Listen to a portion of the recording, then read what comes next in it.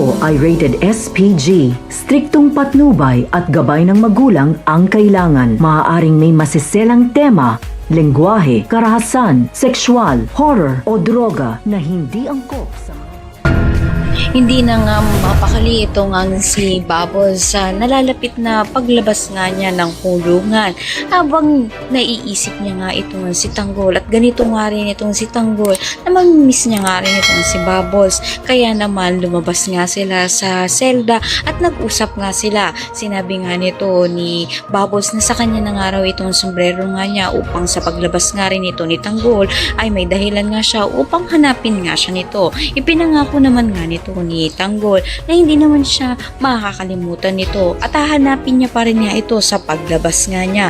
Kaya naman pinahayag na rin ito ni Bubbles ang kanyang tunay na nararamdaman dito nga kay Tanggol. Kaya naman pakatutukan nga natin ang emosyonal na pag-uusap nga nito ni Tanggol at nito ni Bubbles ngayon nalalapit na nga ang paglabas nga ng kaibigan ni Tanggol na si Bubbles. Ang lahat na yun mga natin. Maraming salamat sa inyo.